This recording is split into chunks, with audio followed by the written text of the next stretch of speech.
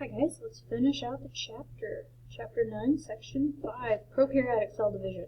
Prokaryotes, bacteria cells basically, they have a single chromosome, which is a ring of DNA, and it's folded up in an area called the nucleoid. It's about 1,000 times longer than the cell, and it's coiled up really, really tight.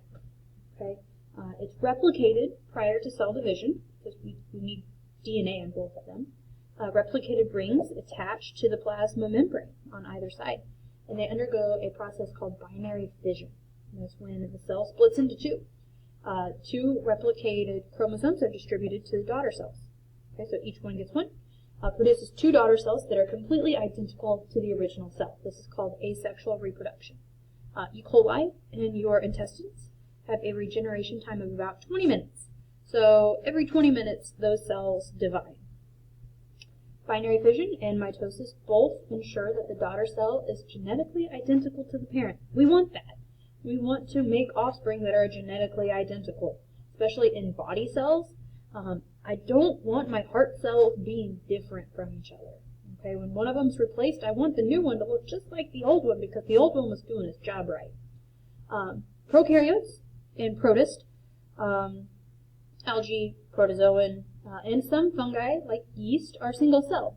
And they go through binary fission to make two new cells. They basically copy their DNA and then they split. In multicellular fungi, plants, and animals, cell division is important for growth, renewal, and repair. So when the organism is damaged or it needs to get bigger, it undergoes mitosis. During binary fission, the chromosome duplicates, and each daughter receives only one copy. As the parental cell elongates, it extends, and a new cell wall forms, and a new cell membrane forms between those daughter cells.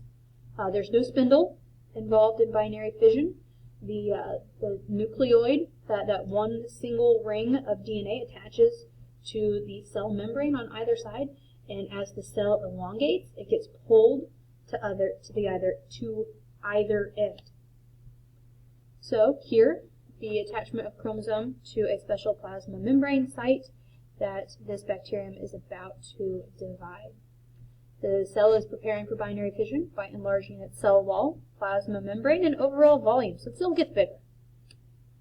The DNA replication occurs and has produced two identical chromosomes. The cell wall and cell membrane begin to grow inward. As the cell elongates, the chromosomes are pulled apart and the cytoplasm is distributed evenly, and a new cell wall and new plasma membrane have divided the daughter cell. Here we have a table describing the functions of cell division. Type of organism, prokaryotes. They undergo binary fission, which is a type of asexual reproduction. Eukaryotes, protists, and some fungi, they undergo mitosis and cytokinesis, and that is asexual because they are single cellular. Okay, they are unicellular. They undergo asexual reproduction to make an exact copy.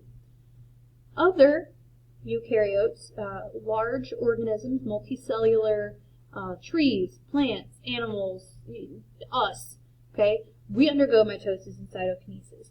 But we do it for growth, development, and repair. We don't do it for reproduction.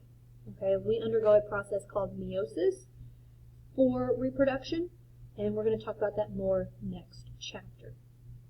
That's what I got for you guys. If you have any questions, let me know.